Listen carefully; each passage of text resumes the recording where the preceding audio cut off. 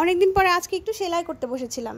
Hello everyone, কেমন আছেন সবাই? নতুন একটা ব্লগে সবাইকে ওয়েলকাম। এটাই যে সকালবেলা চা খেয়ে তারপর হচ্ছে এই যে লগের পাপার জন্য নুডলস করছিলাম। এটা একটু সুবি নুডলসের সাথে একটা ডিম পোচ করে দিয়েছিলাম, যদিও এটাও একদমই পছন্দ করে না, তারপর খেয়েছিল। যাক, তারপরে হচ্ছে 11টার দিকে যাই হচ্ছে আমি লগ্নকে আনতে। এই যে শুদ্ধ খুব খুশি যাওয়ার জন্য, বাইরে যাবে। সে তো রেডি হয়ে আগে বের হয়ে যাওয়ার অবস্থা, আমাকে ব্যাগ এনে দেয়, জুতা বের করে দেয়, একদম এই যে টাটা দিচ্ছিল যাবে। আর এই যে দুপুরে রান্না বান্না, মানে দুপুরে রান্না বলতে তখন 1:30-2টা বাজে, তখনও আমি রান্না শুরু করতে পারিনি, কারণ শুদ্ধ আজকে ঘুমাইছে 2:30টার পর। তো এই যে ছানা বের করে নিয়েছিলাম, ডিপে ছানা করে রেখেছিলাম। আর এই যে এটা বিলাম্বু যাই হোক, এরকম একটা টক ফল, আমি এটা দেখাবো একদিন।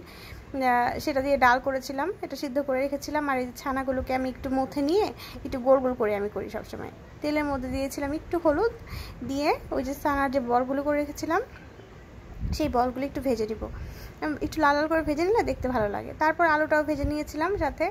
আর এই যে গোটা জিরা, তারপর হচ্ছে একটু গরম মশলা আর তেজপাতা ফোড়ন দিয়েছিলাম। এখানেও ফোড়ন দেওয়ার জন্য সব কিছু একবার রেডি করে নিয়েছি, শুদ্ধ এসে টান দিয়ে সব ফেলে দিয়েছে। তারপরেই চুলা বন্ধ করে চলে গেছিলাম, তারপর ঘুমানোর পর বাকি রান্না কমপ্লিট করেছিলাম।